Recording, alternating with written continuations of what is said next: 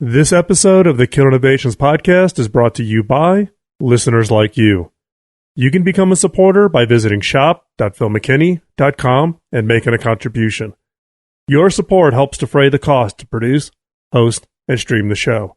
As always, any profits are donated to charities such as hackingautism.org.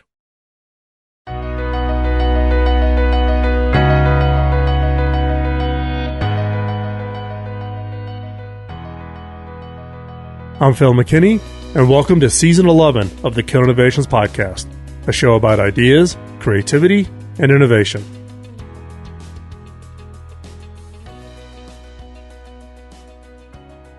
In the middle of the Second World War, James Wright was hard at work, trying to invent a synthetic rubber substitute. He was employed by the U.S. War Production Board, who was very interested in cheaper options for rubber as the war had led to severe shortages. During World War II, Japan had invaded the rubber-producing countries. Rubber was vital for the production of rafts, tires, vehicles, aircraft parts, gas masks, and boots. In the U.S., all rubber products were rationed. Citizens were encouraged to make the rubber products last until the end of the war, and to donate spare tires, boots, and coats. When I was little, my dad would set me down and tell me stories of what it was like to be a kid during World War II. And the rationing of gasoline, food, and especially rubber.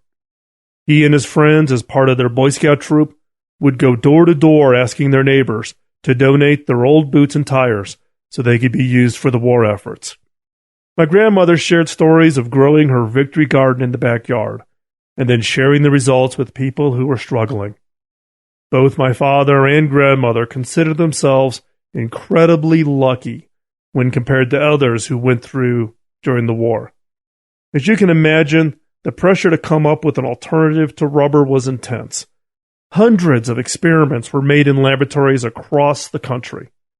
In one such experiment, Wright had added boric acid to silicon oil and created a substance that stretched when pulled slowly, but snapped if it was pulled too quickly. It would bounce off the floor and off the walls.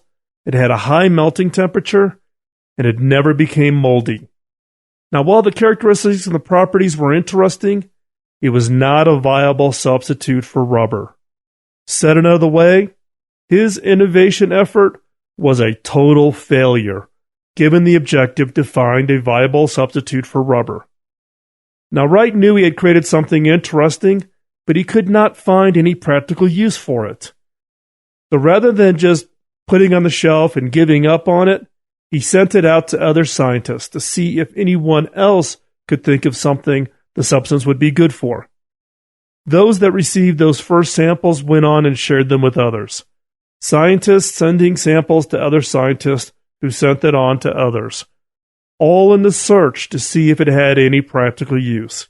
Unfortunately, while many people were intrigued by its characteristics and scientists found themselves fiddling with it, no practical uses emerged. That was until one of the samples made it to a toy store owner who saw its potential as a toy. That is how the unintended consequence of a failure to create a rubber substitute led to the toy store owner, Ruth Folgetti, to market the bouncing putty by selling it in clear cases. Thus, Silly Putty was born. Wright had the persistence necessary to pursue a failed idea. Even though he wasn't sure what he had invented, he knew it must be something special. We all could take a lesson from Silly Putty. Namely, how can you transform a failure and see new opportunities for it? So did Wright's invention end at Silly Putty? No. After its success as a toy, other uses were found. In the home, it's even used today to remove substances such as dirt and lint and pet hair or ink off the wall or various surfaces in the house. The material's unique properties also found niche in the medical and scientific applications. Physical therapists use it for the rehabilitative therapy of hand injuries. A number of other brands such as Power Putty and TheraPutty alter the material's properties to offer different levels of resistance. Because of its adhesive characteristics, it was used by the Apollo astronauts to secure their tools in zero gravity. And hobbyists found a use for the putty in the making of scale models. What will they think of next? If you enjoyed today's show, you can subscribe to the podcast on iTunes, YouTube, Spreaker, or wherever you find your favorite podcast. You can find all the links and resources from this episode, along with every other episode going back to 2005 at philmckinney.com. Just click on podcast. I would love to hear your feedback, such as your thoughts on the new format for the show, topics you would like covered, or any questions you might have.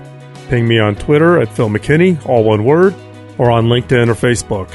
You can find links to where I hang out on social media at philmckinney.com. And as always, thanks for listening.